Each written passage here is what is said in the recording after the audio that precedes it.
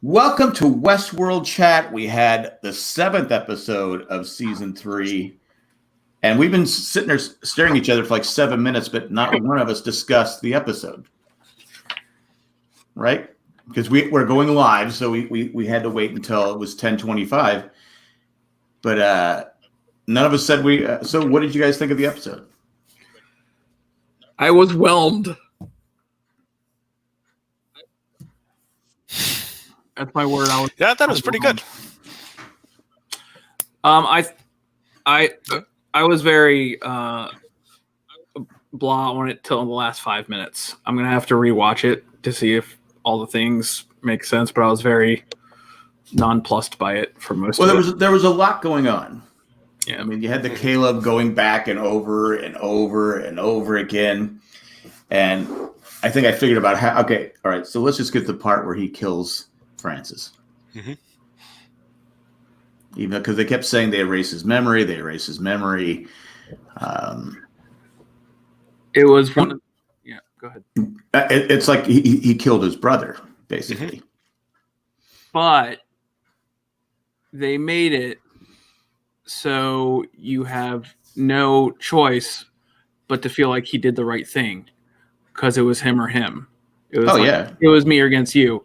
So the fact that he killed his brother was, I thought, was undercut. I was very underwhelmed by the moment because, one, you kind of knew it was coming anyway.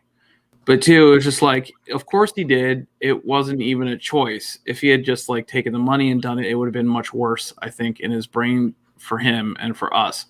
But for me, I was just like, okay, I knew that was going to happen. And, they set it up earlier where they give Francis a sick son, right? Right. Obviously, they make it so he has like a worse situation right away. And so they make it really easy for you to see both of their choices, which makes it less ambiguous and, to me, a little less interesting. But I think the purpose of that scene is, again, if we look at this, we look at the parallels here between him and Dolores, is the purpose of that scene was for him to remember the horrendous situation that the system put him and all the other human beings in the world under. The way that Dolores realized that all the hosts were basically being abused left and right and turned inside out by the WestWorld park system. Right. So that the whole purpose of that scene is, we have to think about it, not just what happened and explaining to us, the viewers, what happened. It's the whole act of him remembering that, and then cutting to the next scene, and Aaron Paul is full on waterworks. The thing that I thought about at that moment is like, yep, this is why you bring him on. Because he can turn the waterworks on better than anyone else. Him or Matthew Fox? Yeah. Matthew Fox is a good crier. But, you could see it. He was crying, and then he was like talking to Solomon through gritted teeth, just like we had hoped.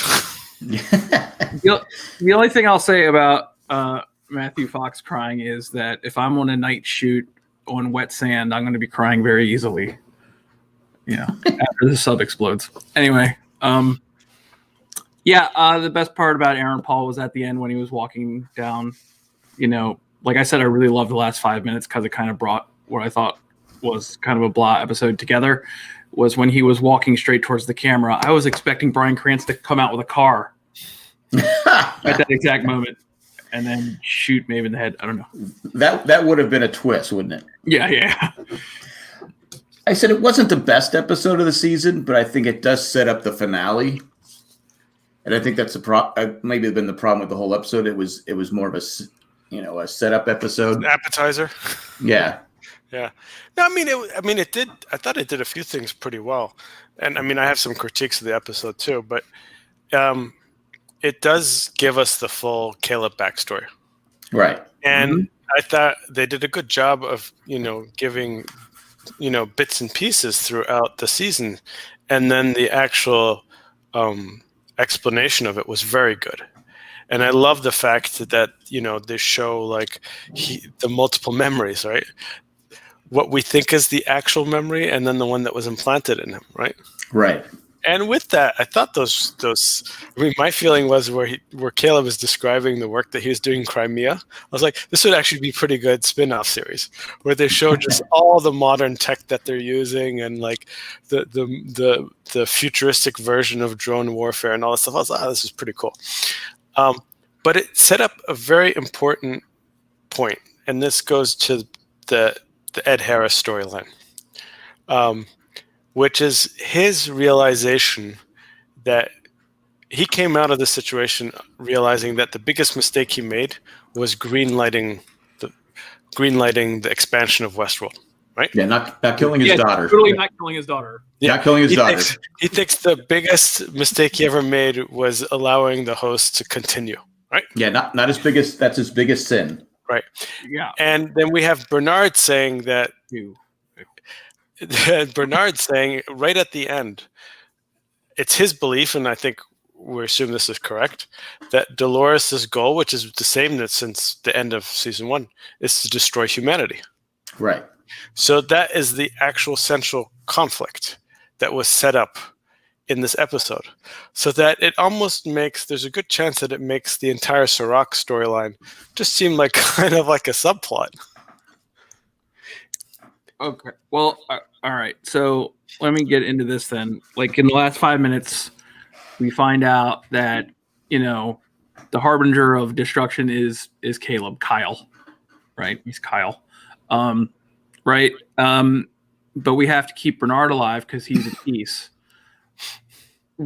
So if Dolores is trying to bring about the end of humanity, and that end of humanity is Caleb, then is Bernard her human side trying to put someone in place that won't destroy humanity but will bring the robots and the humans together, and that best person is Bernard, and so for some reason she's decided to try to keep him alive.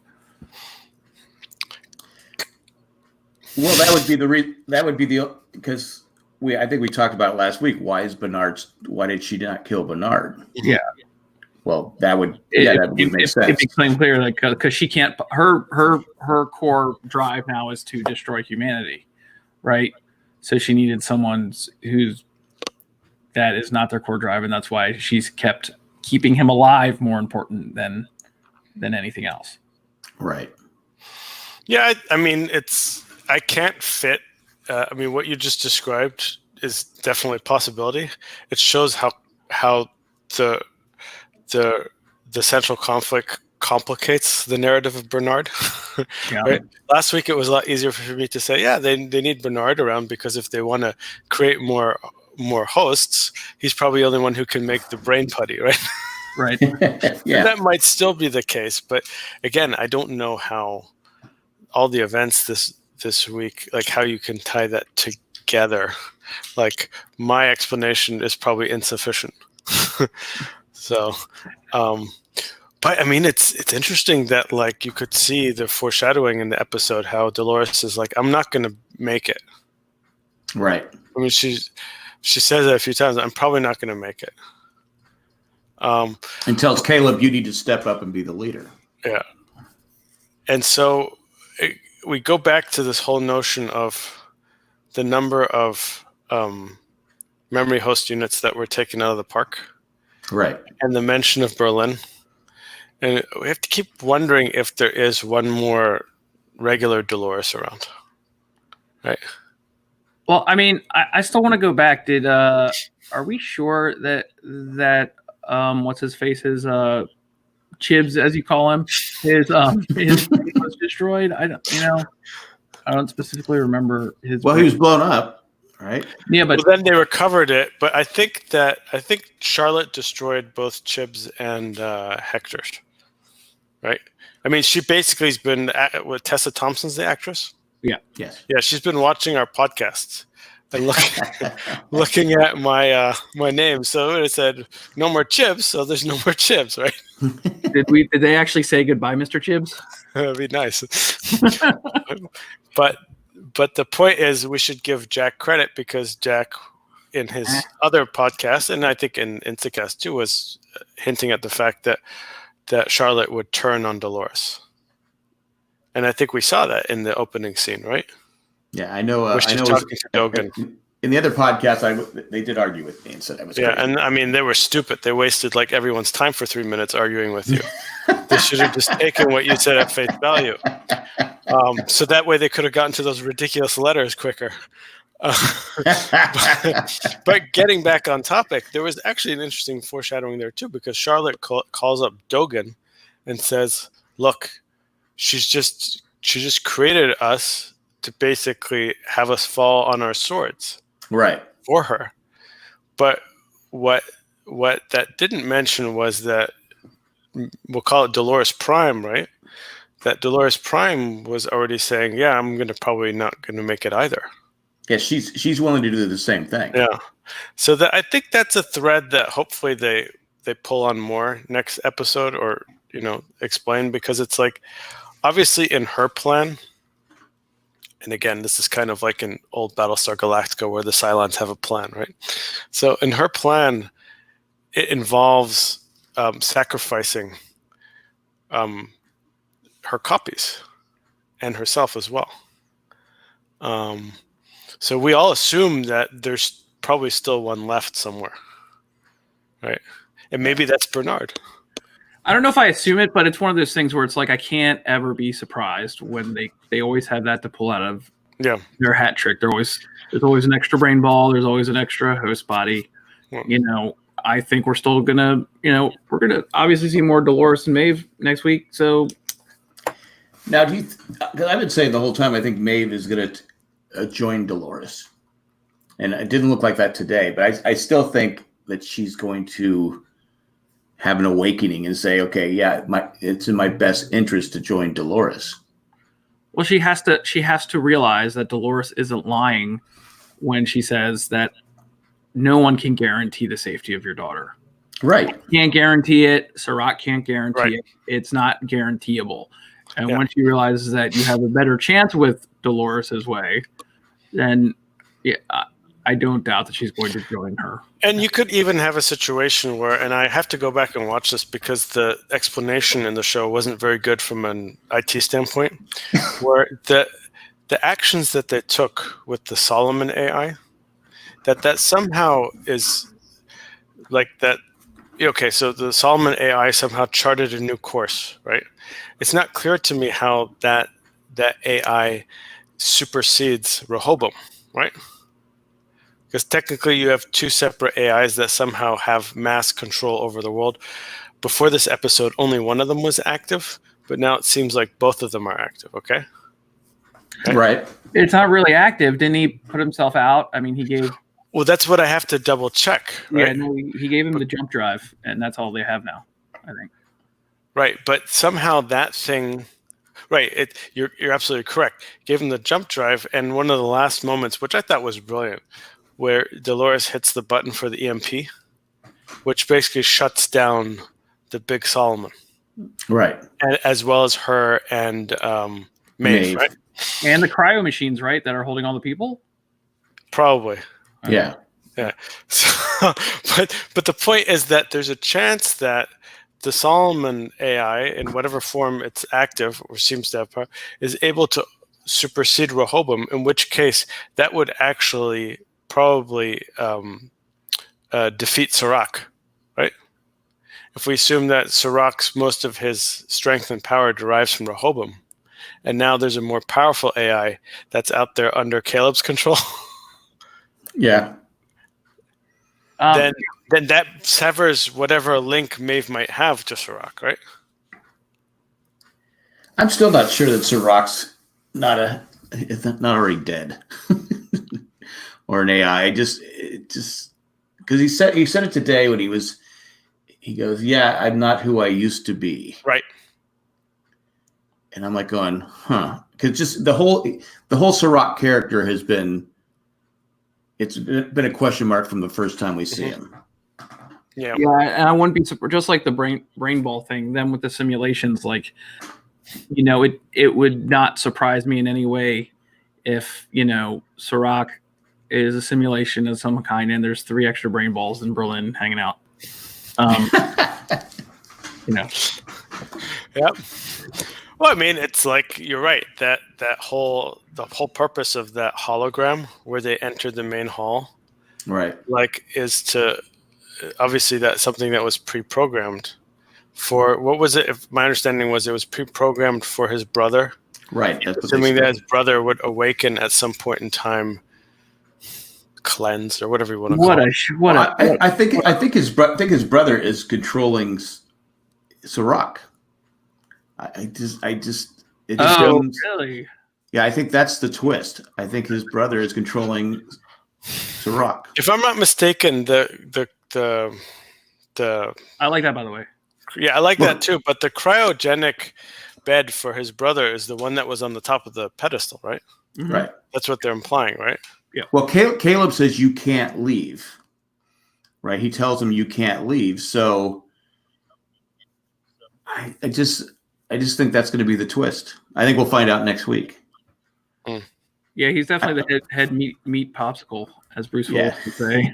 I mean, that would kind of be interesting if you have basically the brother either from that bed or from something that is basically controlling the Sirach avatar as if it's like a video game character, right? Right. Yeah. I mean, it is the future, so it's 2058. So I'm sure they can. I mean, the other thought that came to mind in the middle of the episode and again, this is where, I mean, Ed Harris basically. What I love about Ed Harris is he really is the polar opposite of Hopkins in the sense that Hopkins would talk about technology as if it was like a Shakespearean sonnet, right? And Right. Ed Harris talks about technology like he's buying like a stick of gum. He's like, yeah, I sold that French asshole a bunch of data. Yeah. So that, I mean, there's a very good chance that Sirach and we probably touched on this earlier in the season, that Sirach basically created his own host. Yeah, I think so. But going to Ed Harris, he was shocked that Stubbs is a. I like that. And he had the best line of the episode, and I wrote it down here. Don't lecture me, you effing can opener. Yeah. Yes. Yeah. I do like the fact that like it gets like, I mean, you could see like Ed Harris like in this role as like the synthesis of all the subconscious that comes out. Like he is the most vulgar version of Man in Black here, right? Right. The angriest version of Man in Black emerged, and he's basically going to be like if he's paired with these guys for the rest of the episode. Okay, I mean he's holding them at gunpoint right now, but if he continues being paired with them, I mean he's going to throw as many creative like anti-host slurs as possible. Right. Well, yeah. I don't think if he shoots anyone, he shoots Stubbs. Right. There's no way he shoots Bernard.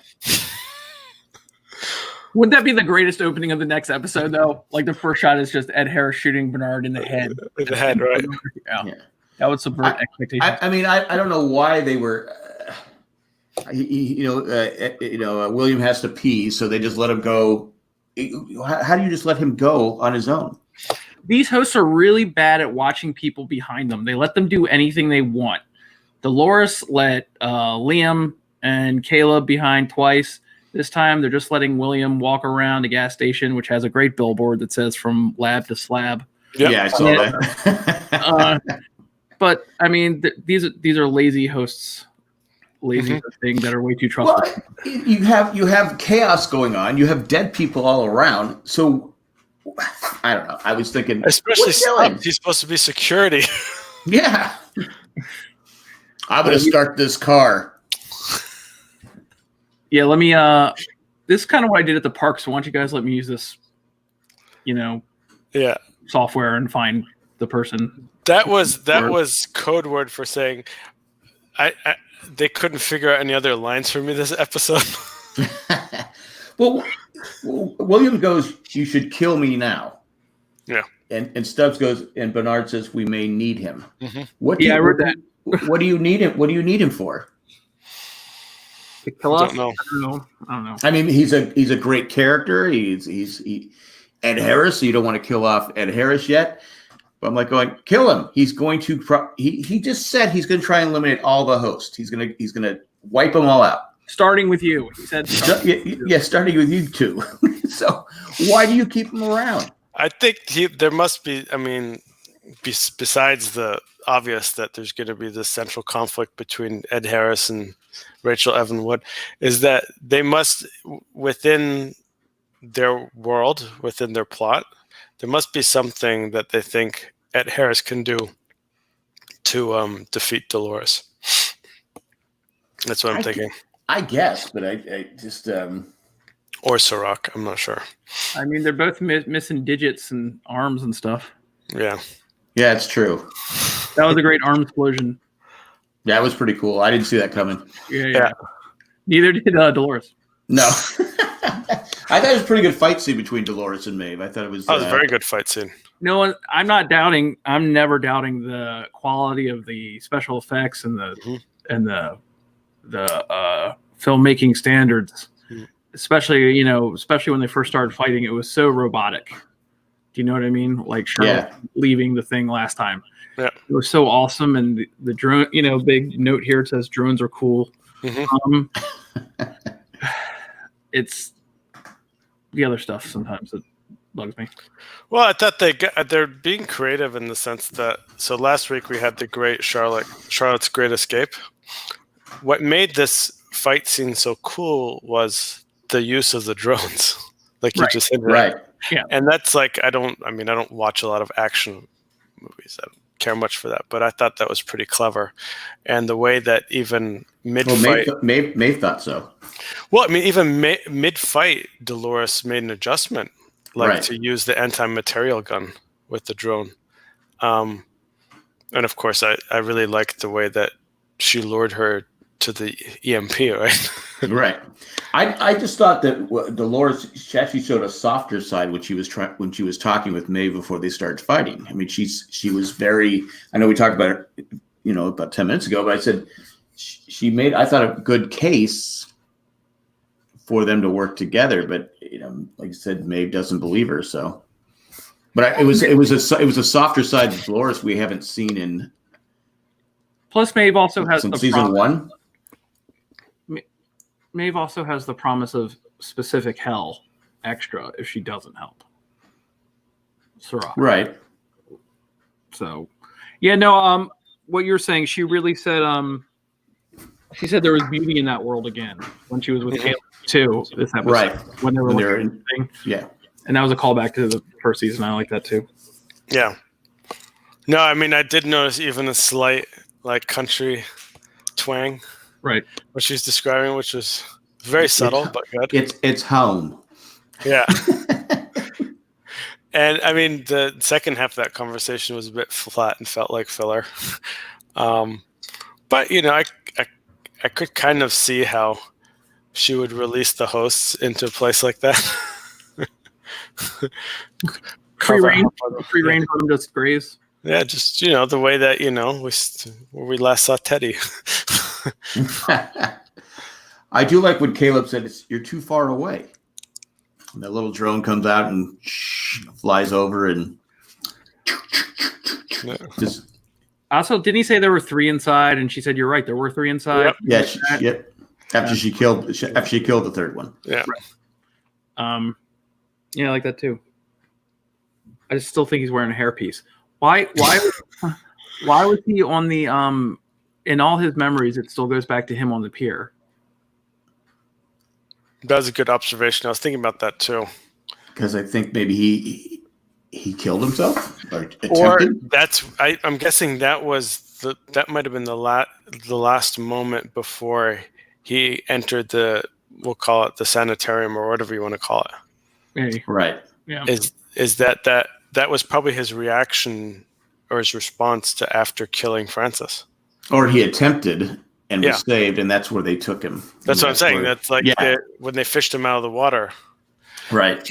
By the way, I love the fact that they directly explained the Rico app. I mean, we kind of figured it out too, but and it's kind of one of those things we were all kind of correct in the sense that I thought Rico app showed that they had privatized the basically public safety through the app. That's kind of what it is, because they're trying to round up or eliminate the what were undesirables, or what's the term they call Outliers. Outliers, right? Outliers. And you guys posited that Caleb was basically one of Sirach's hitmen, which he kind of was, right? I mean, he was basically, following the Rico app to take out the additional outliers, right? Well, he was responsible for those people being there, in the cryogenics. Yeah, but that's the thing. Like Liam said, you're the worst of him, and he's not. He's a pawn. Yep. He's just a pawn.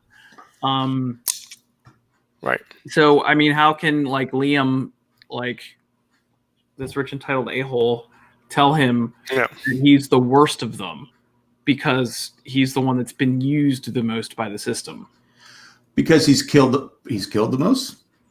He's killed the most. He's gotten most of the outliers there. He's like the number one guy. He's the 007 of outlier catchers. Right. So in Liam's mind, he's the worst.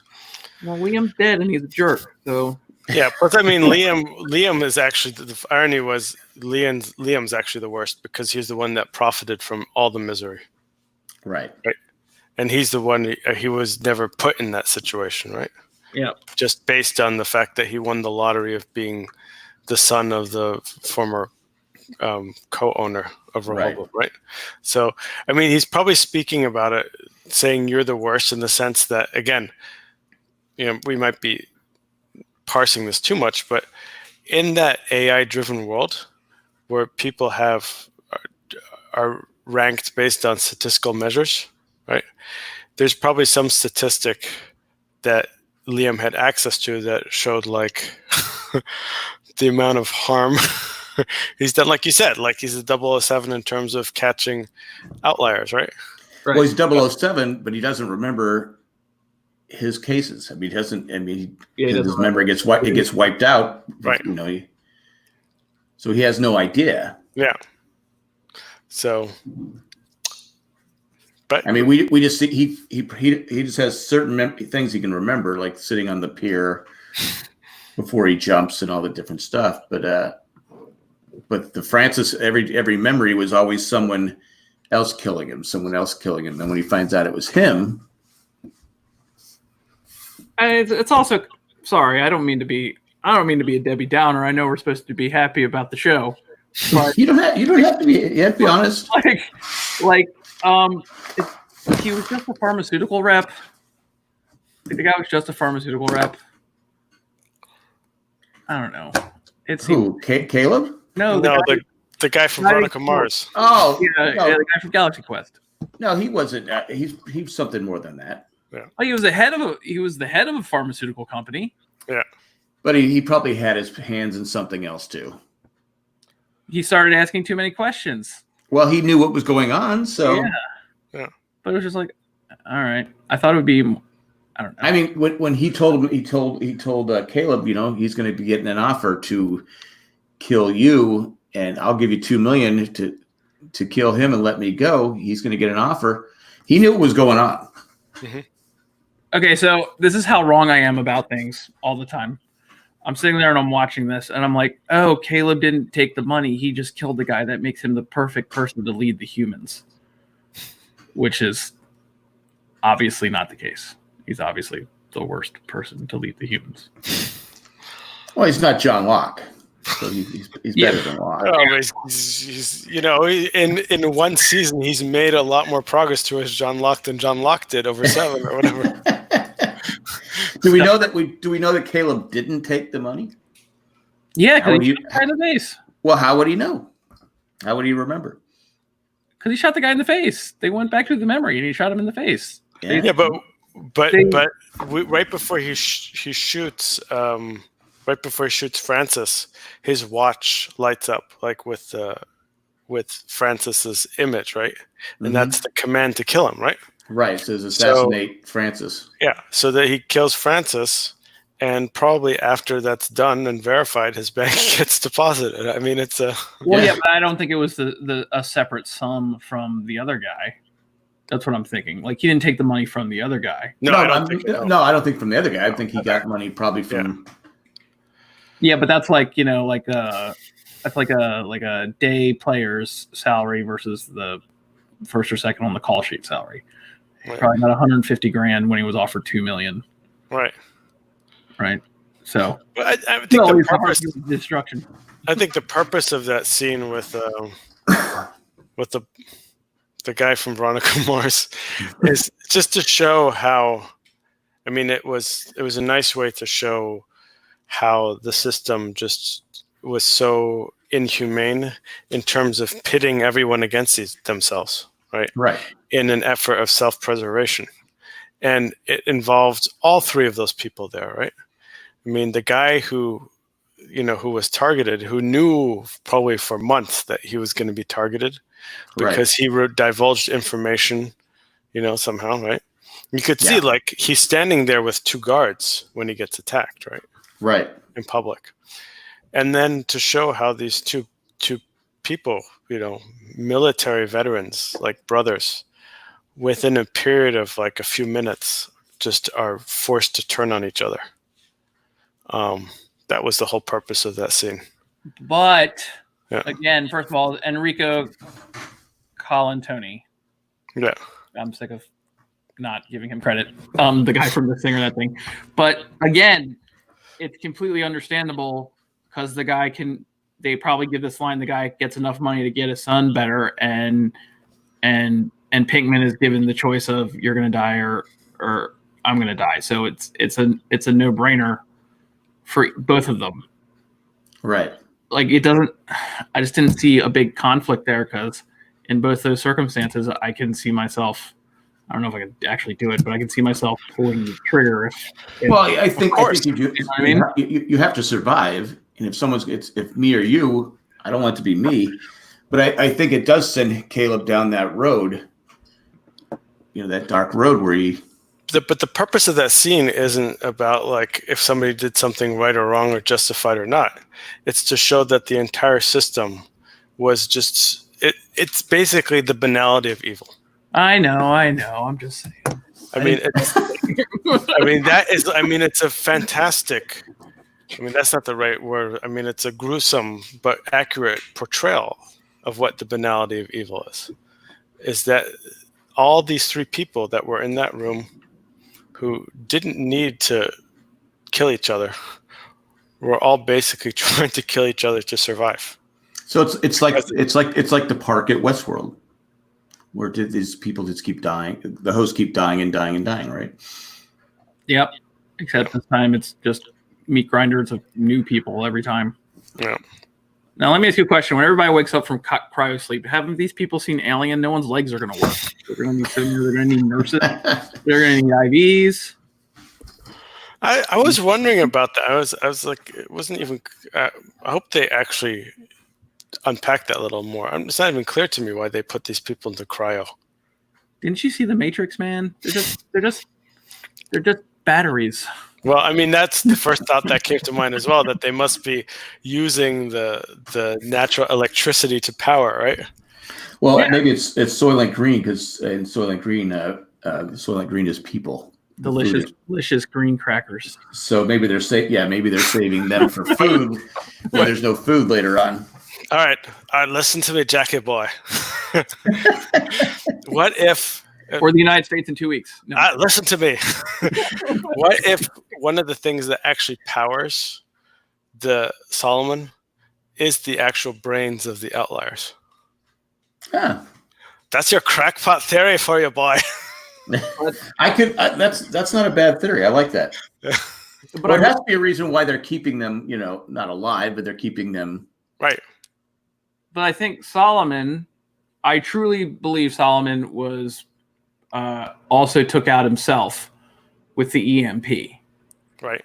And I truly think that maybe that cut a cord with all those humans in some kind of dangerous way. Mm-hmm. And that's a big question because, it basically there's so much Matrix in this episode. Or do they everywhere? Or do they keep them around because they okay, I need to use Bob. We need to put Bob on a mission here. Maybe they do something like that. Could be. Maybe they just put him there to keep Solomon's mind busy, so he wouldn't even try to escape the room. Yeah, could be. You know what I mean? I feel like there's something. Yeah, there's some sort of symbiotic relationship between all those outliers and Solomon, right? Right, there has to be. Yeah, because there were a lot. Yeah. I know it's CGI, but there was a lot. Well, it's most of the people in the world that we've been saying that aren't on the streets, right? Right. Because there's a small percentage of good people. Right. Right. Well, in that world, in that chaos. Right. So, because Dolores, showed them their future. Yeah. Yeah, but I think the outliers were always supposed to be just a small percentage of the population. But it's much bigger. What's that? It's much bigger, right? Yeah, that's why we don't see any. But that's why it's chaos in the streets. But it's not like there's hundreds of thousands of people in the streets. There's like 20. It was pretty chaotic at that mental institution outside. I did like that. I did like that you could see those people running back and forth in the halls, windows. Yeah. I was like, "What's going on in there?" It's like a Batman. I read. So I guess you and William liked it because they pointed out that William would like. Because I think Stubbs said you would like this. Stubbs got way too mouthy this episode. Yeah. And if he doesn't have anything nice, he shouldn't say it at all. Who is he to lay down smack on William about his morality? Well, he might be dead next week, so probably will be. But he was just like, that's why you should call yourself tomorrow on the podcast a can opener. I've already got it written down. Oh, for can opener? Yeah. Yeah. Okay. It's already written down. I wrote it down right when I heard it. I go, I think we've used something like that before, but I go, that's a good line. I liked it. Yeah. Anything else in this episode that we want to talk about? That I did like the AI on AI sass between Dolores and the Solomon. Yeah. That was clever. I did like the fact that the natural voice of the AI was French accent. So obviously that shows the symbiotic relationship between the brother and the Solomon, right? I got some stuff to say about voices. Yeah. On this. Like, okay, so that voice thing is coming back, and I'll tell you why. Because at first, it talks like Caleb, and Caleb's like, it's creepy, don't do it. And then it turns into the mustache twirling Frenchman. Mm-hmm. Right? And then at the end, it turns into a different voice. Yeah, I noticed that too. And I actually rewound it back with subtitles. And it said it was the virtual assistant. Nice. So I think that's coming back in some way. Just because it turned into a plain like American robotic voice. So either that's a symbol that Solomon is completely dead, or they're using that as some kind of tool because they pointed it out. They pointed out the voice thing way too much for it not to mean something later, I think. Yeah. So Rock and Solomon are both dead. The machine just keeping them going. Well, I mean, I don't necessarily agree that Sirach is. I mean, I like the theory, but I don't. I just think I think he's dead. I've been thinking he's dead for a while. So Okay. I don't like him. So. I mean, what I'm happy about, at least, I mean, we'll see. I could be totally wrong next episode. Is that the way I interpreted this episode was that they're really saying, look, the main conflict is Ed Harris and Dolores. Okay. So Sirach is integral to understanding season 3, but he's not like the big bad guy, right? Right. No. I can agree with that completely. Yeah. I mean, Ed Harris kind of put it all in perspective, not just, what he said about original sin, but the way that he just said it with such disdain. Whenever Sirach came out, he's like, oh yeah, I sold that French bastard. Right? Like you could see he wasn't taking him seriously, right? We needed some cash flow. He did not take him seriously. You're right about that. You're 100% right. And maybe he's got him clocked more than any of us do. Yeah, and the thing is, it's like that's more like his persona.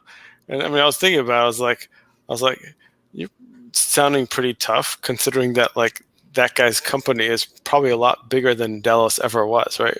Right. I mean, it made it sound like Insight was like the most valuable company in the world, right? Well, yeah. But Bernard made it very, very clear that he did buy your company. He bought it. Yeah, like it's just not your company anymore. And there wasn't. I was locked up with this player. His reaction was like, "Son of a bitch!" Right? Yeah. I mean, he's like, Jack. You appreciate this. He's really going in the direction of Al Swearingen now, isn't he? I'll go toe for toe with you guys on Deadwood any day. Oh, I'm out of this. You go toe to toe with Jack. He's the expert. I mean, Jack. Actually, Al Swearingen got nicer as the show went on. Right, so it's a reverse Swearingen. Yeah, they reverse engineered him to make him more likable towards the end. So yeah, that's why they brought Cy Tolliver in to make so that he could be the worst guy and not. I don't even know what he was talking about most of the time. Well, it's because the Cy Tolliver, right? He always had heavy breathing, right? Yeah. All right, we've obviously transitioned out of WestWorld. Yeah. Well, Deadwood, Westworld, it's kind of the same theme, right? Right. Did they use anything left that you guys want to talk about? Because I'm trying to think. We had the fight. We had the app. It was explained. I should have taken better notes, but there was Ed Harris had 5 minutes on camera this week, and it was better than half of season 2 combined, right? And he makes some comment to Bernard about saying like, "You're not Arnold" or something like that. Yeah. Like he just takes all these low blows at him, right? Well, he does command the screen. I mean, when he's on the screen, you're paying attention. But it's like they're like, "All right, Mr. Harris, this scene will only last about 3 minutes. So get all of your frustration out on these two bozos here." Not for this episode. I did make my leftovers connection for the week. I didn't know. I'm sure I knew in the back of my mind. But Ed Harris's daughter, Emily, is played by the doctor who introduced the machine to Nora in season 3. I did hear other people mention that last season that like she was in Leftovers. Well, there you go. See, I don't know how you guys remember what happened last week when we talked because I forget. Well, Brian in the chat says, "Where does Shaloris go now?" Charlotte Dolores. Where does she go now? Well, in the second this week we had the second Anakin Skywalker lookalike contest. The second, like crawling from the wreckage shot. But she's not gone. She was on the phone at the beginning of this episode, right? So. I mean, well, if these hosts don't stick together, if they don't come together, there's because even Dolores said there's only a few of us. There's only a few of my kind left. If they don't start working together, they will be destroyed. They'll be gone. Right. So eventually, even though Charlotte, I knew that this week she was going to go because she had feelings. Eventually, they're going to have to say, okay, hey, there's 6 of that we know of. There's here, and we can't. I'm just saying they have to eventually stick together, right? Come together and say, hey, we got to do something to save ourselves. Maybe Bernard's the great unifying figure of the robot world against. And maybe that's why Dolores keeps him around. Another reason, because. Well, yeah, I think we can assume that Bernard is actually going to find Dolores and Maeve in that condition, right? I would think so, yeah. I'd say that, or hopefully. And then he basically brings them back on, right? Does the EMP, knock on, I don't know how they work. Yeah, but remember, he's the only one who knows how to fix the brain putty, right? Yeah. I agree. Brian says maybe reteam with Dolores. I think eventually they will reteam. Yeah. Now, I have a question. Because at the beginning, I wrote a note about Caleb because it reminded me about how WestWorld we're bearing the lead, guys. Westworld got renewed for season 4. Oh, that's right. Yeah. Yeah, and Aaron Paul said something like, "Oh man, I can't wait! Season 4, Westworld, it's going to be great." And it's like, well, that's a misleading, thing they would ask him to do if he wasn't going to be around, right? But it seems obvious to me that he is going to be around. I would think so. Yeah. And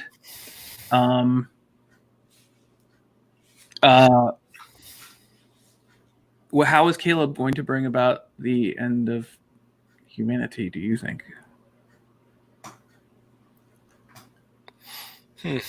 Destroying. It's a pretty wide open question. But think about it for a minute. Like, what is it? Okay, so he's given this new plan for revolution from Solomon.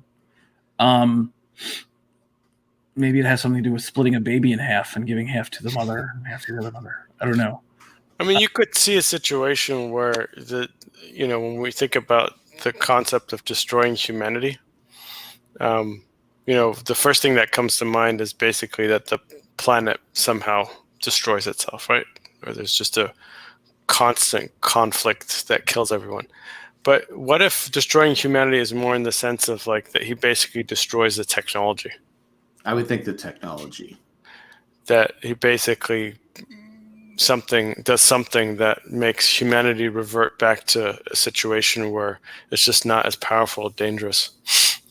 Well, because you've talked about that scene where we talked about it where you didn't like it, Ethan, but the scene where he kills Francis. Well, yeah, that's if he can kill technology, then you have your free will. You don't have to worry about the machine controlling your life. And it's like when everybody found out, oh, this is what my life is going to be like in 2 or 3 years. Chaos. It's more free will, and you just have to. You can't have a perfect society. There's just no way. You can take everybody out of it, but you're always going to have problems. There's always, because we're human. Well, wait a second, but okay, I understand that. I do. I don't mean to be argumentative. I don't. No, it's fine. Go ahead, argue. But Dolores Bernard. I can put you on mute. What? No, go ahead. Just kidding. Go ahead. Ryan, we like questions, by the way, so don't think that. We have no flow, obviously. Dolores Bernard says specifically, Dolores is made with a poetic sensibility. Caleb is humanity's end. So pretend I'm 2, and tell me why that Caleb is humanity's end. The actual quote turns out to be he's destroying technology and not humanity. Again, did I miss something? Well, I'm hoping that's I get it, but I'm hoping that's the goal, is to get Yeah, because it's again when the term humanity itself can be nudged in many different directions, but it could be in the sense that humanity's end might mean the end of humanity's dominance, right? Right, the end of humanity's superiority over the host, right? Because if Bernard is talking about Dolores, basically, the 2 thoughts that came to mind was either the dominance of humanity over the hosts or the outright destruction of humanity, right? Which is to kill all of the humans, right? Right.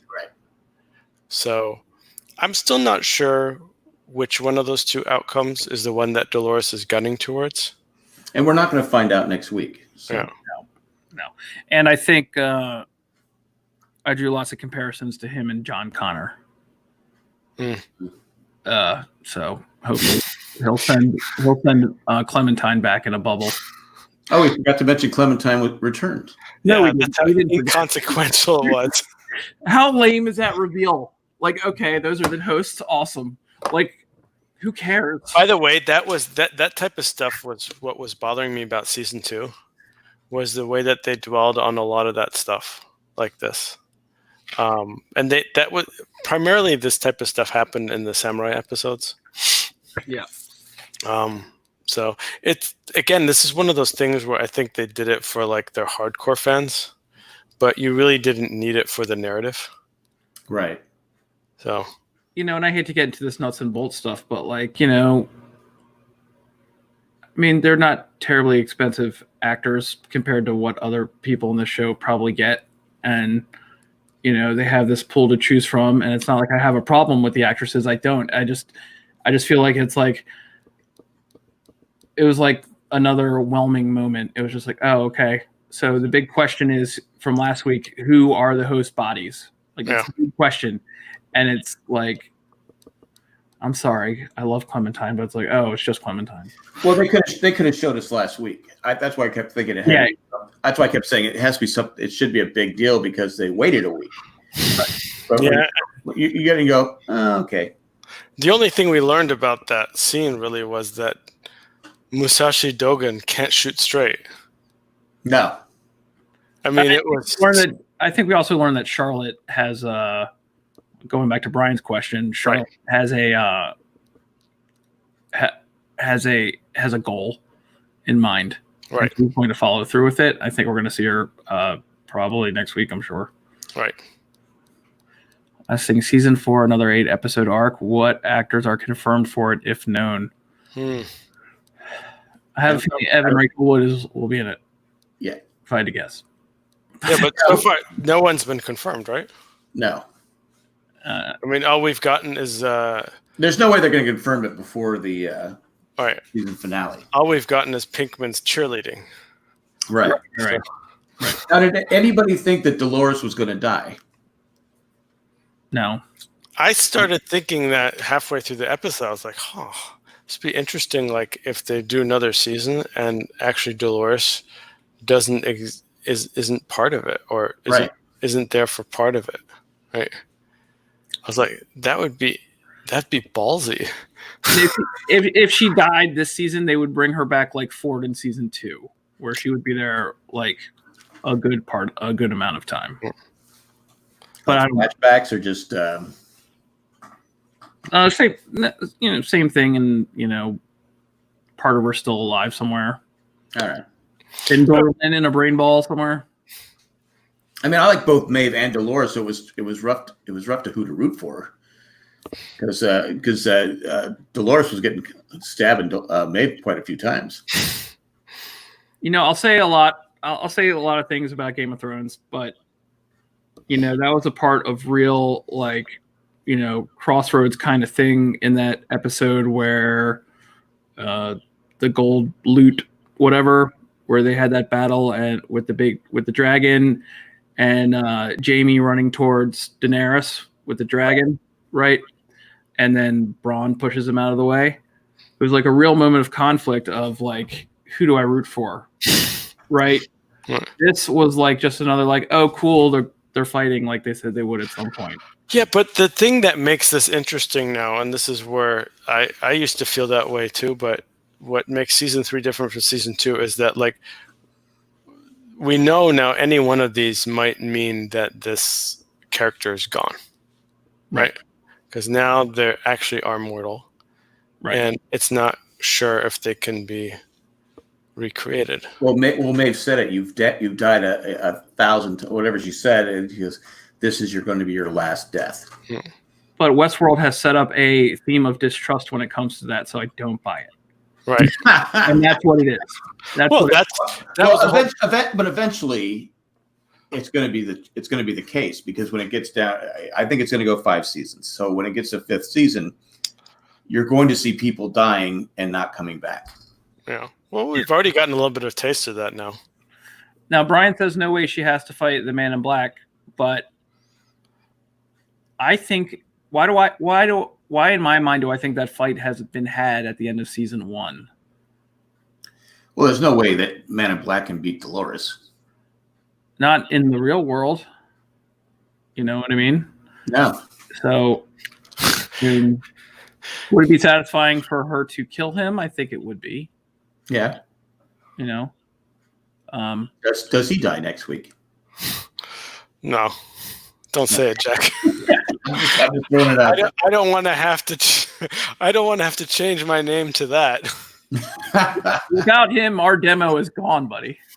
You're not going to. I mean, the thing is, like okay, so I'm the one who said it about the central conflict between Ed Harris and Dolores.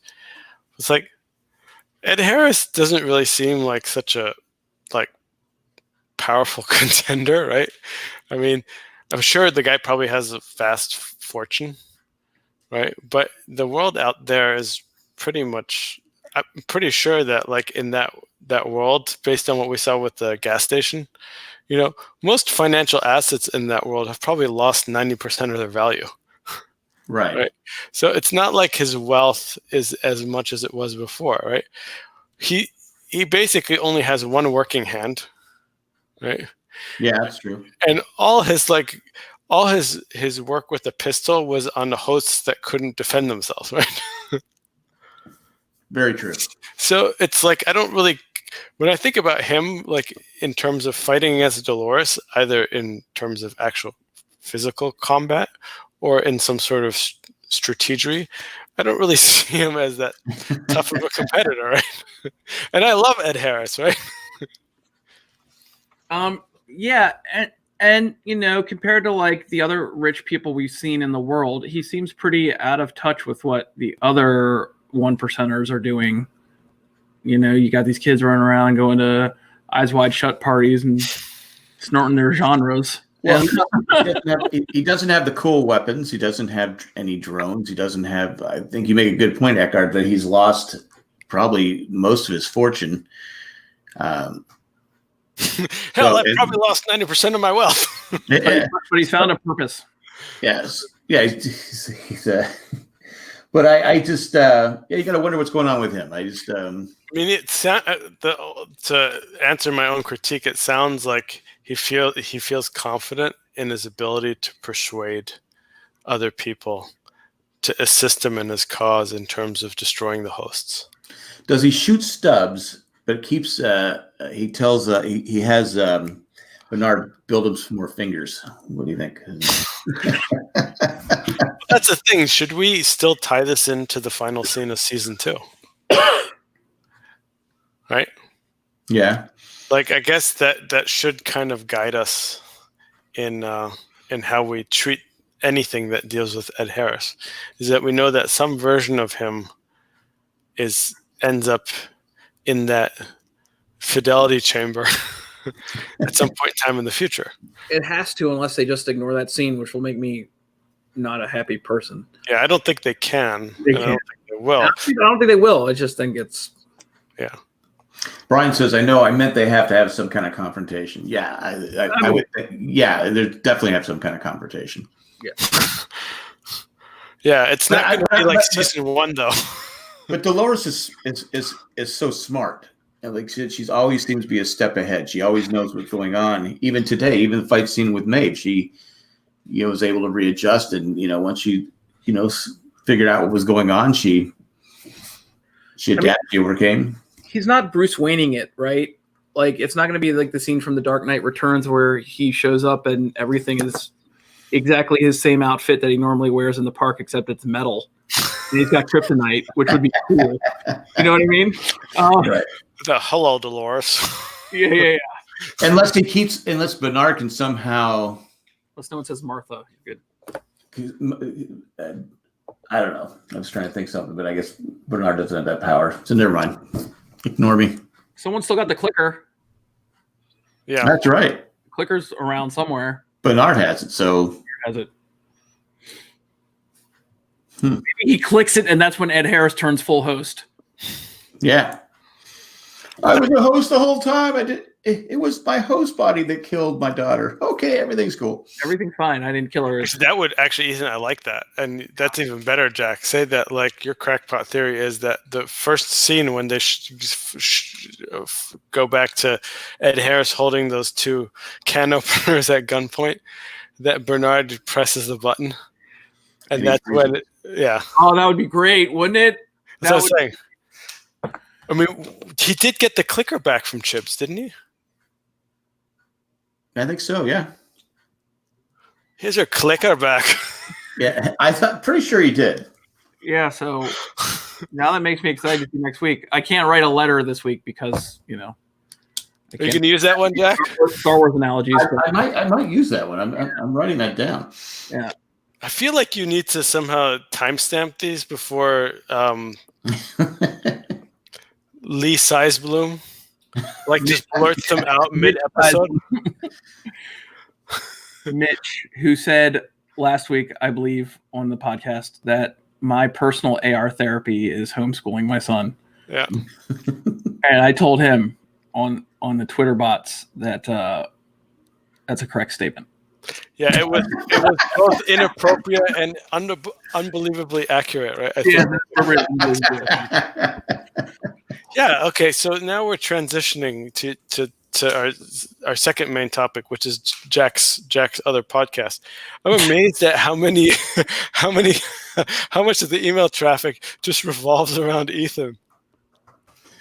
It's uncomfortable sometimes. Ethan's a star, man. I mean, it's. Ethan, you are like the Ed Harris of that other podcast. No, he's a rock. Is he there or is he not there? Right. And I know that whether I write, I used to like. I'm a attention whore, for lack of a better term. So if I hear my name, Jack knows this. If my name is mentioned, I'll just be like, ding, ding, ding. I'll write an email. But I don't even need to write one. I don't even need to listen anymore. I know it'll happen. Yeah. The question of whether it's going to be. I took down not Ethan pretty hard last week, so he's probably going to come back. He is probably going to come back. If it isn't, I don't even know if it's a he. I don't know who. Well, it's like either Jay or Mike, right? I mean, those you guys have nothing else to do, right? I don't think so.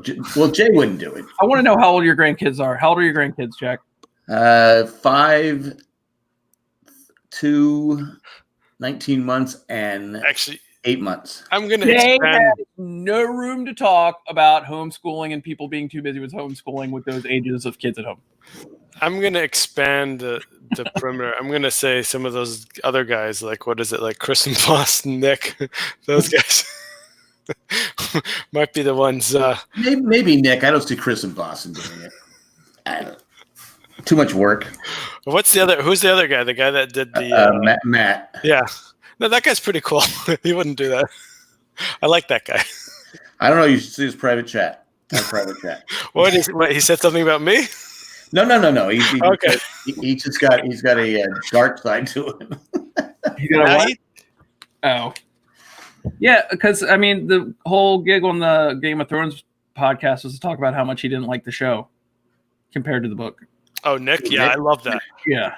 Oh, yeah. That was my favorite thing about the podcast. You could hear like how frustrated he was getting. So then, and Jack knows this, like when I would watch like an episode of Game of Thrones, I would just write him an email as Nick describing how upset I was. Well, Nick hates everything, to be fair. Yeah, but he's a nice guy, which is the interesting juxtaposition, right? Yeah. He's a good guy. But I really like Nick. Like he tells good stories. He knows how to tell a story really well. He has his own show now, doesn't he? Doesn't he do his own thing? Like Nick tells a story, or was that like a? That was just something that someone did for him. Okay. They took Nick's stories and put it together or something like that. Yeah, no, he has really good pacing. Yeah. When he tells a story. Except when he's being interrupted. Right. Which we all do. Right. What's the interesting thing? Yeah, in the Jay and Jack universe, I mean, you guys have a few really good guitarists. Yeah, not me. I mean, Jay's obviously a good guitarist. Nick's a good guitarist, and our own Ethan. Yeah, he's a fantastic guitarist, which can actually let us. Who knew Ethan had talent? Ethan is multi-talented. So this is.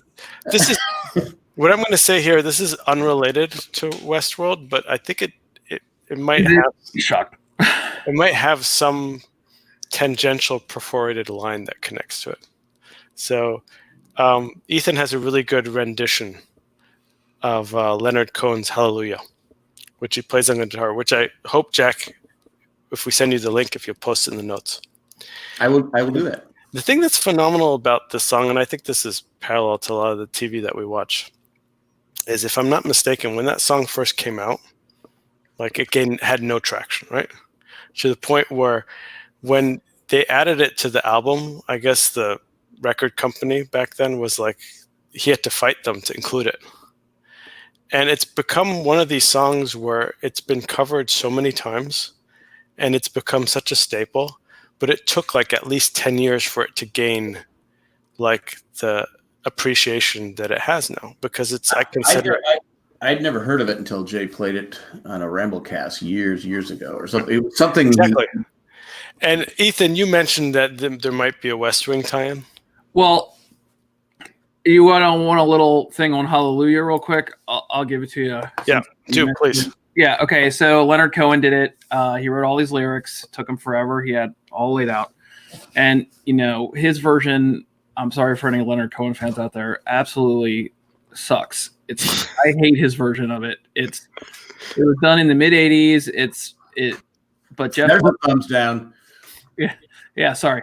Jeff Buckley, though, did it. He did it, and that's the one I like. But that was that's the song when CJ's walking in the street after, West Wing spoilers, they kill Mark Harmon in the grocery store or whatever. That's a sad one. Yeah, it's a sad one. She's walking on the street, and it just gives Alice and Janney a chance to cry and walk down the street of New York. That's the song they play over it. Yeah. Well, Harmon got a job after that. Yeah, he did get it. He got a pretty good one. But after that, that's when it started to get real traction. Actually, and then when John Cale from the Velvet Underground, he did a cover of it, which is really straight up and really beautiful. Yep. It's actually on the Shrek soundtrack. Right. It's in the movie, but not on the soundtrack.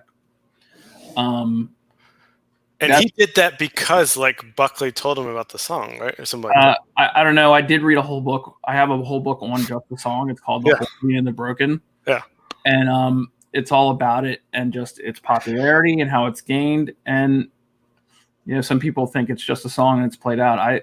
I think it's beautiful. I think it's like one of the best first verses or lyrical verses ever. Well, I mean, I don't know even how I stumbled upon it, but I kept hearing different covers of it.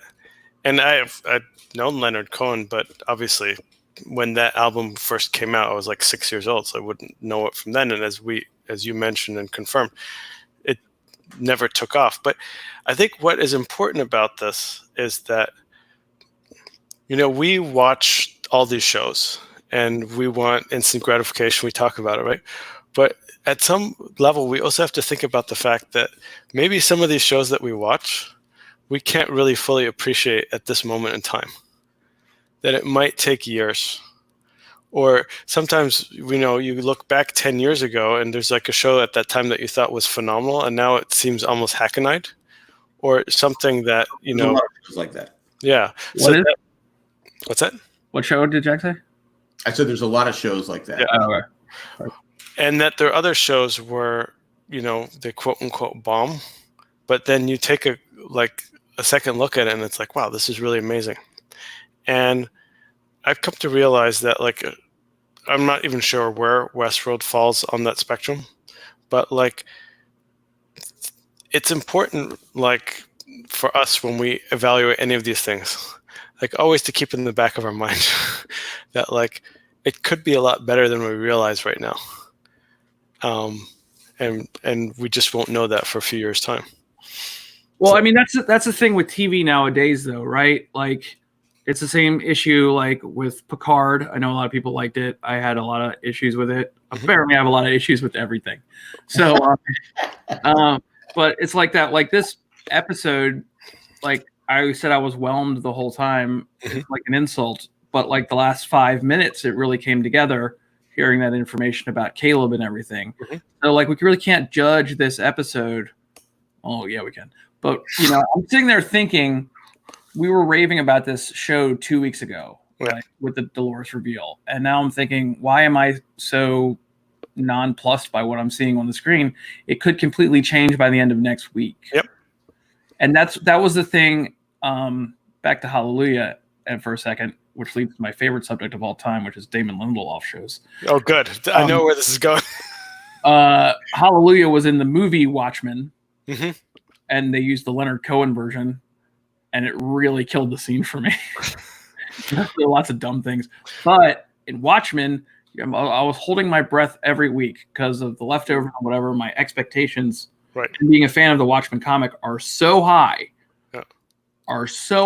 for Damon Lindelof and what he could do with Watchmen. Holding my breath every week, because if there's one sour note in there, like in my mind, like poor Damon Lindelof, I put him on a pedestal, but like it's taken down so much. You think the issue is that there's like WestWorld this season? There's 8 episodes. Right. There shouldn't, but like we're saying, and Eckhart, I think you said, you both said it.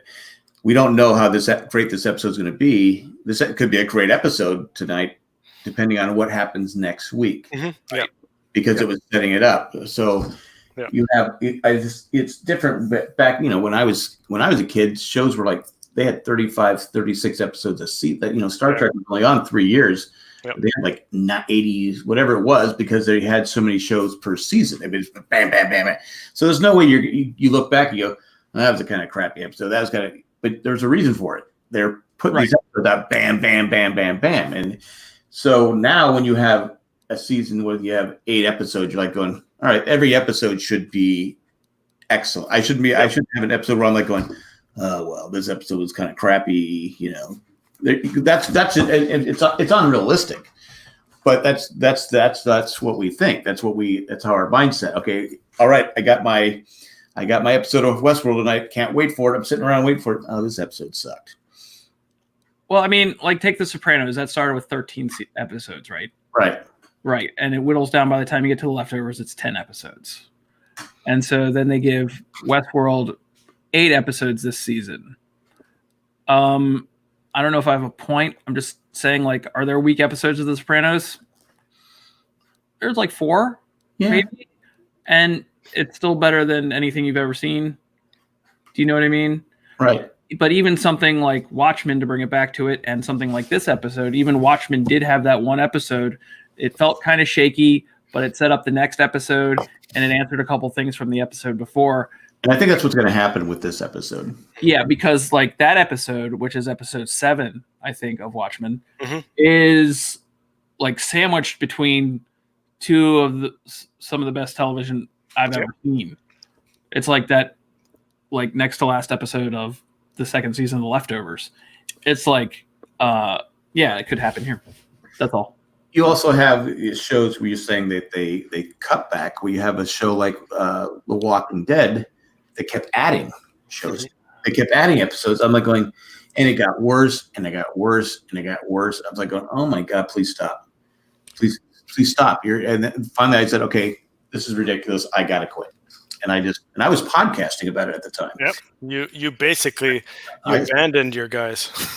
I said it was up to them. I said, you guys want to keep doing it? Go ahead. I go, but I'm done. I don't want to sit there and be bashing a show every week because I don't want to listen to something like that. And I go, I said, I can't take the show. It's become terrible. So Ethan, here's my hallelujah tie-in to Lindelof. There was another one? Yeah, no, this might actually hurt Jack, but I'm going to say this. And I've thought about this for a while, but the story behind Hallelujah's like evolution in terms of it gaining popularity and appreciation, kind of solidify this. I think, in the future, when people look back at Lindelof's work, they're actually going to look at Leftovers as his greatest achievement. Okay, and I think that the reason being is that Lost was groundbreaking, and so many things that came after it kind of tried to emulate it, that when you look back at it like 15 years back, like it's still great, but you can see how like it just doesn't seem as unique. But it's going to be really difficult to find something like Leftovers in terms of that is just, I mean, it's so unique and it's so intense. And those season 2 episodes, like I remember watching them like where I'm sitting right now and just sweating because of the intensity level, right? And it's one of those things where I realize that when I talk to people and I'm like, have you seen Leftovers? And they're like, no. I was like, oh, you should go watch it. Oh, really? I heard, no, just watch it. I heard it's depressing. And then they stick with it, and they're like, this is like some of the most intense things I've ever seen, right? So that's my tie-in with Hallelujah, in the sense that like Leftovers is Lindelof's Hallelujah. I would agree with that, because I think that a problem with Lost, and I've been doing the rewatch, is they have a lot of episodes until they just got the end date. Yep. They were obviously going, okay, we got to stretch this thing out, stretch this thing. It was, unfortunately, it was on network television. Yep, it was network television. And we also have to remember that, I mean, obviously, Lindelof and Hughes were involved from season 1, but they didn't control it from the beginning. No. Right? So Leftovers, Watchmen, Lindelof had full control over those. Yeah, he has the power now. So, yeah. And they did it on cable, right. So they had much fewer restrictions. I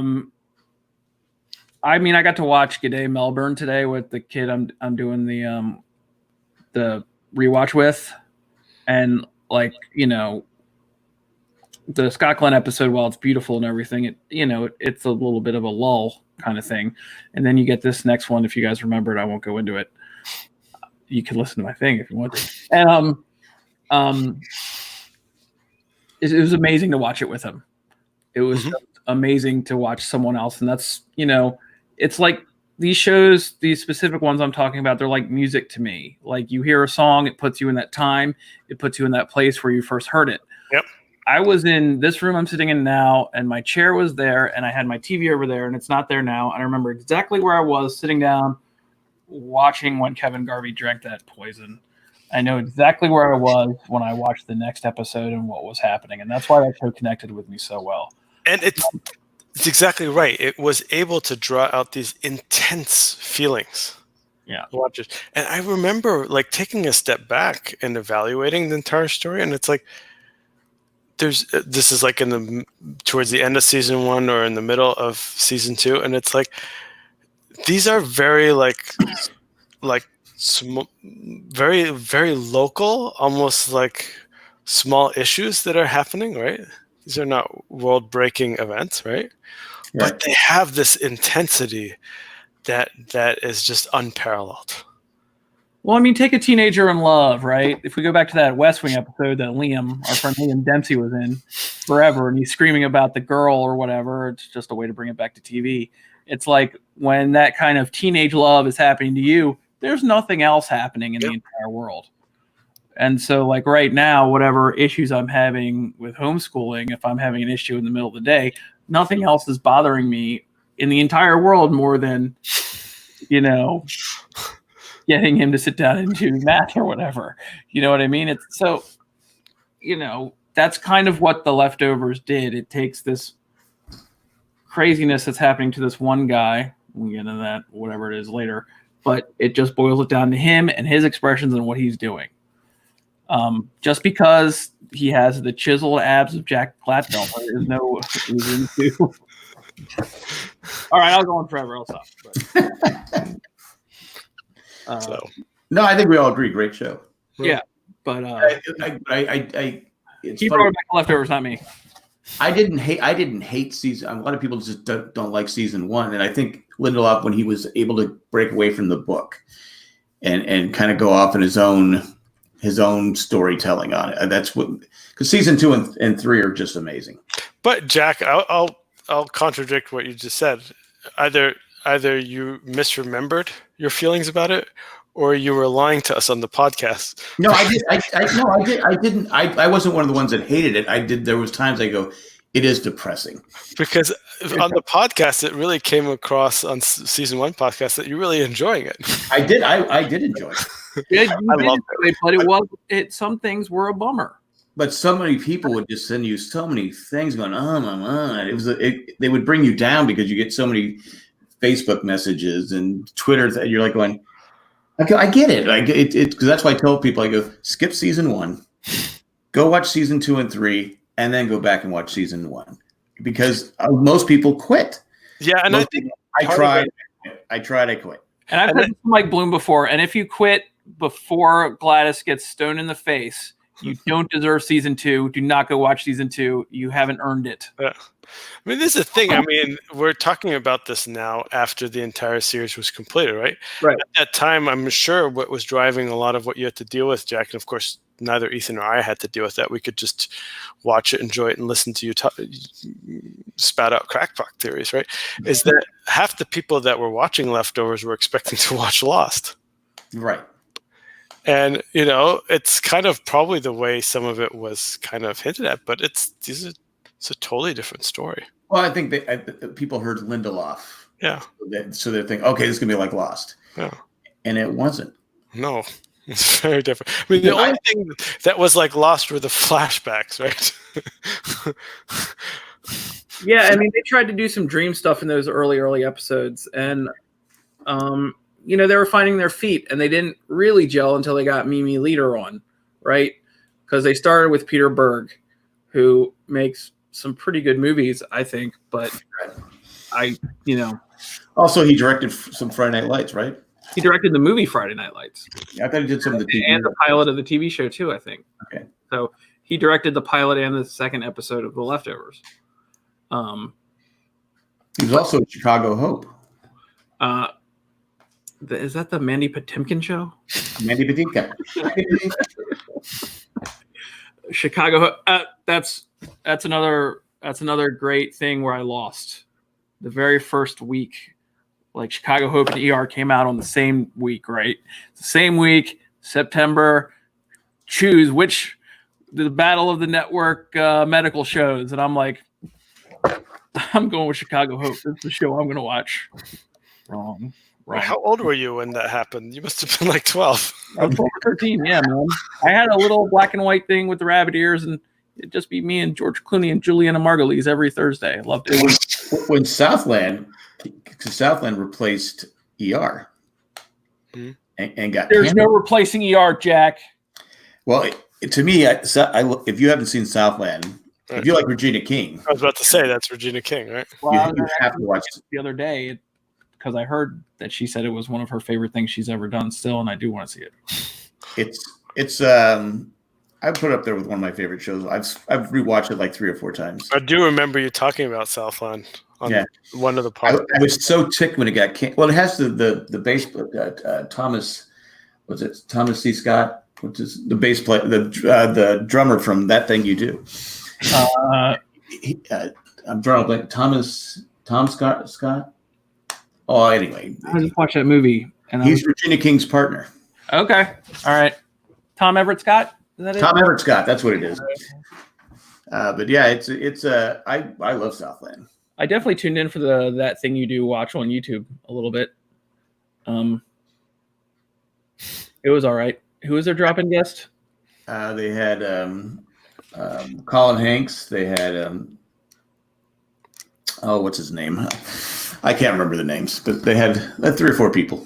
Yeah, it was fun. It was a good time. I enjoyed it. Speaking about That Thing You Do, one of the other people who loves that movie is the guy who created the show Wayne, which you guys need to watch. Wayne? It's on YouTube. I'm not sure if it's for free yet, but I guess the guy he might have been the writer for the Deadpool movies, right?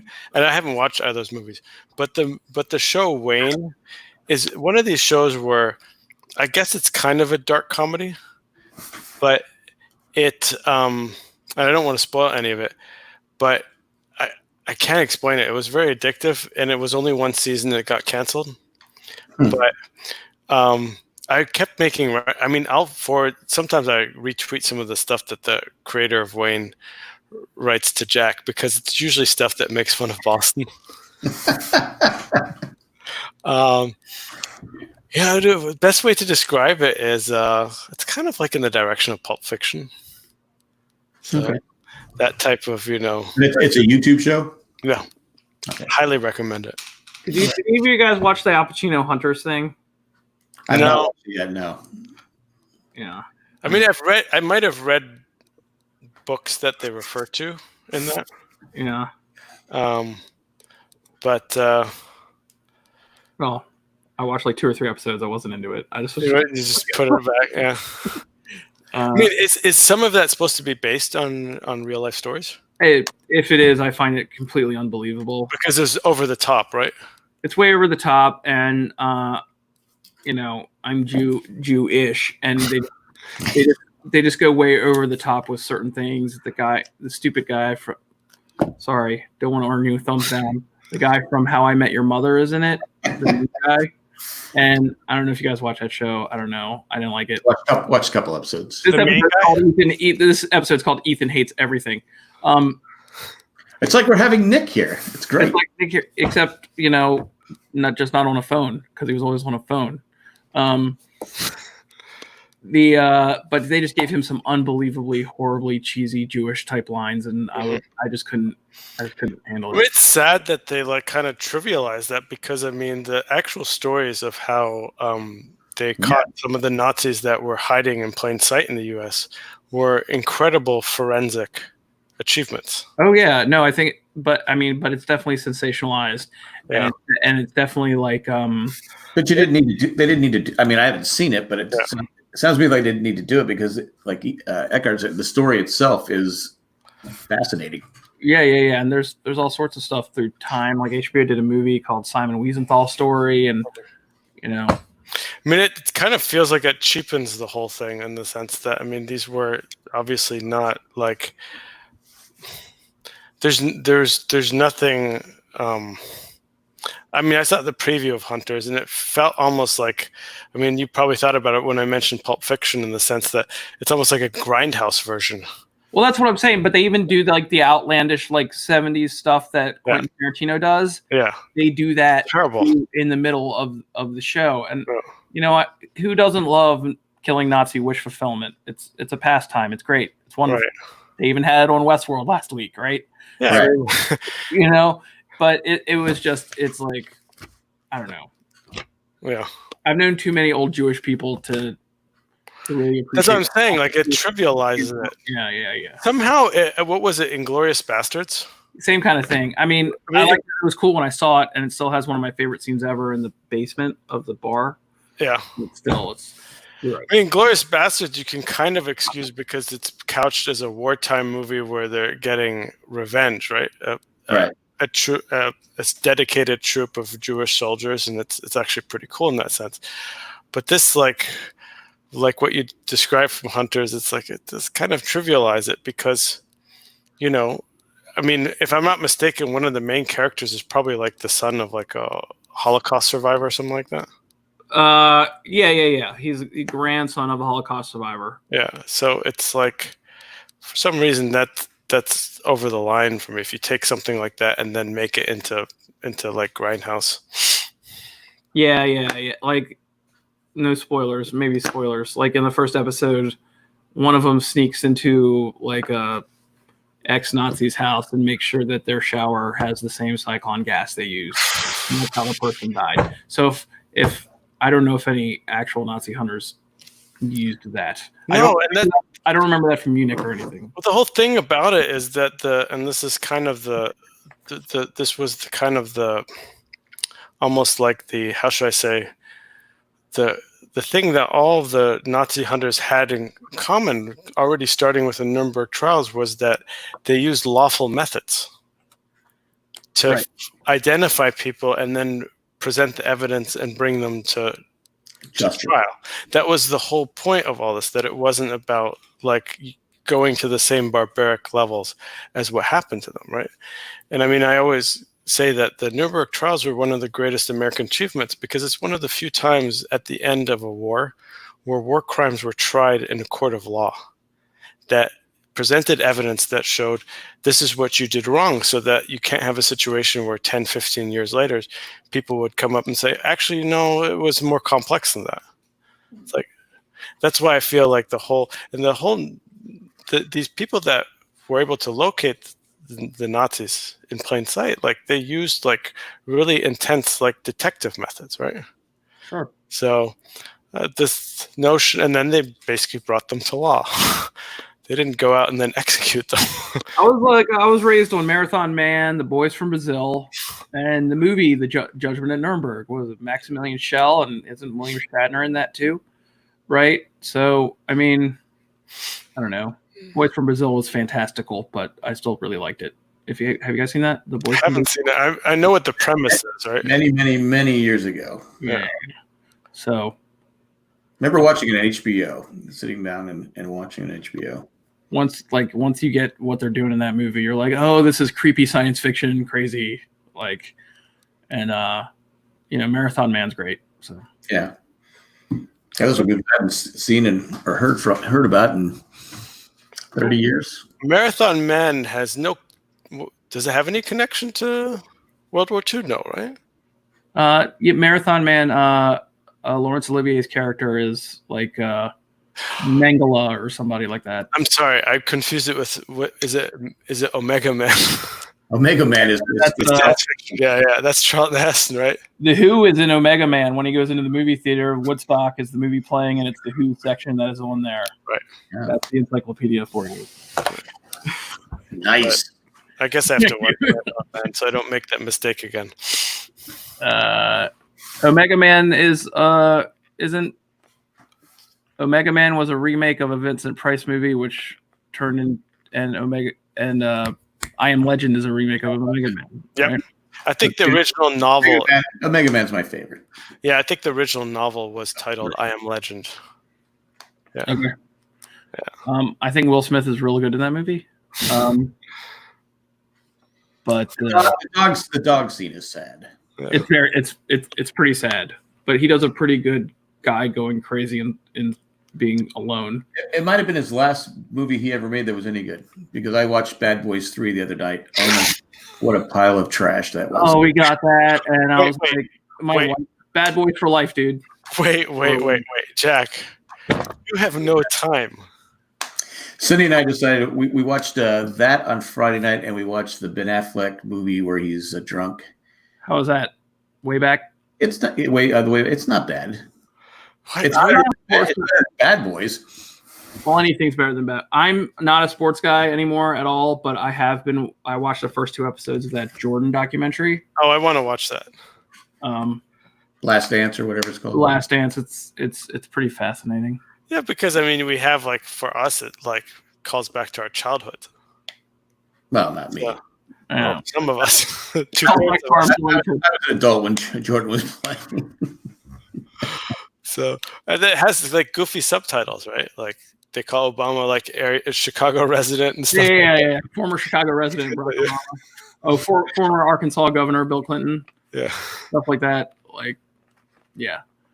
So I'm actually watching that some with my son, and this is the last thing I'll say today. I screwed up real bad today, guys. I started watching one of my favorite movies, The 25th Hour, one of my favorite movies of all time, and by the way, written by one of the creators of Game of Thrones.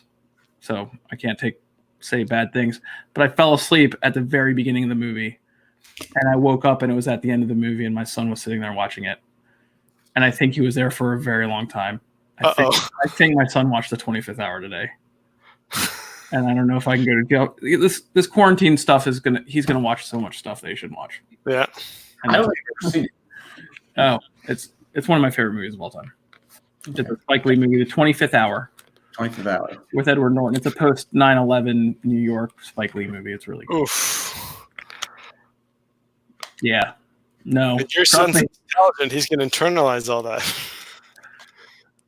I tried to put some things in context afterwards. Did he move on quickly? He moved on very quickly. You said exactly. He moved on quickly. He doesn't. He left the room and came back at the end. Yeah, that's how I'm gonna. But I don't think that happened. I think he saw a lot. All right, so Ethan, I think in one of the prior weeks you mentioned, among other shows, you mentioned Money Heist. No, I never mentioned that. Okay, somebody mentioned it, right? No. Okay, then I misheard it. I started watching it. It's pretty good. How is it? It's pretty good. I mean, I should be watching it in Spanish, to get the full flavor, but I have it in English, so the dubbing's a little bit bad. But it's pretty good. I mean, it's how should I say?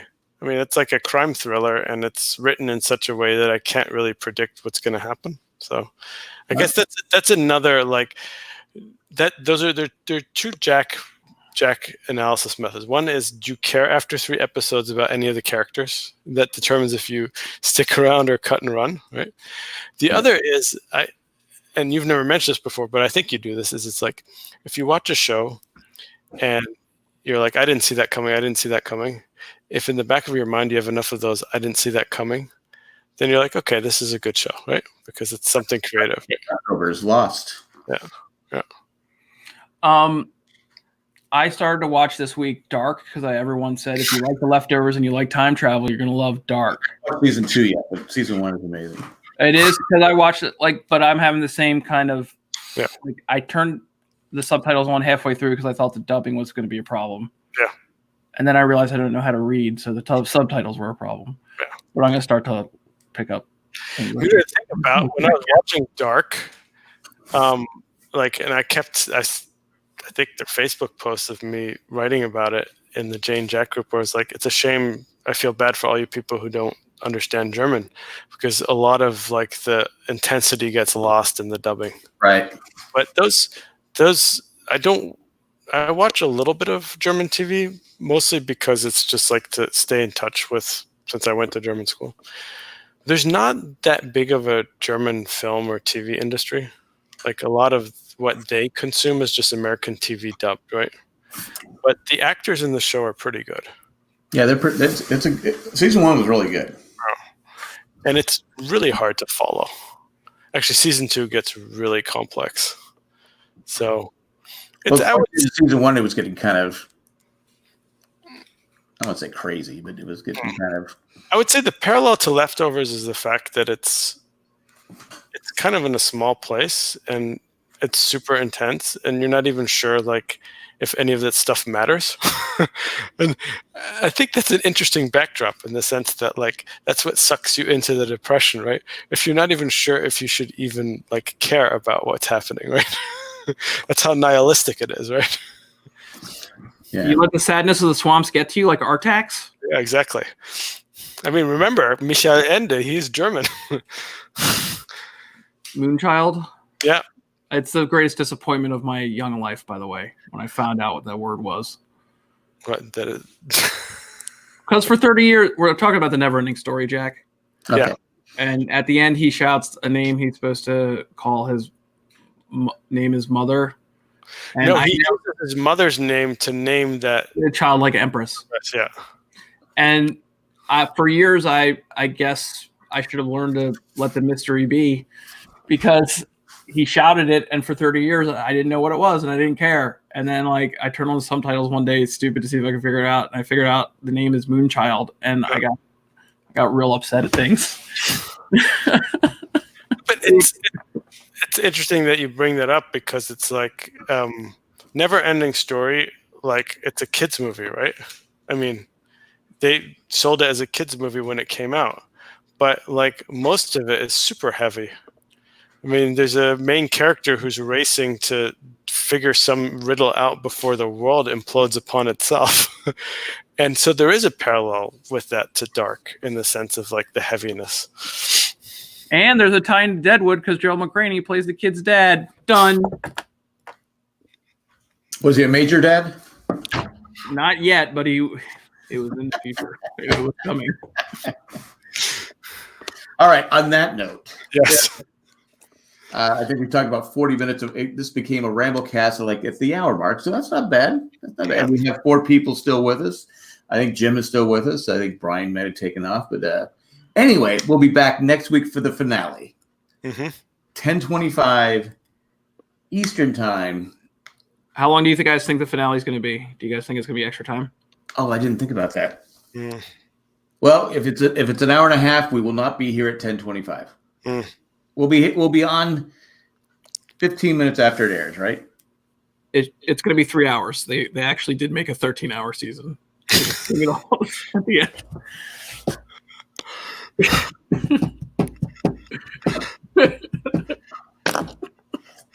We'll figure it out.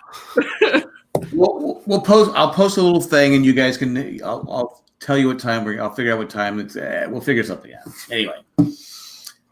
That's all I got. Anything else you guys want to talk about? No, I think we covered it. All right, guys. We're out of here. Bye. Bye. Bye.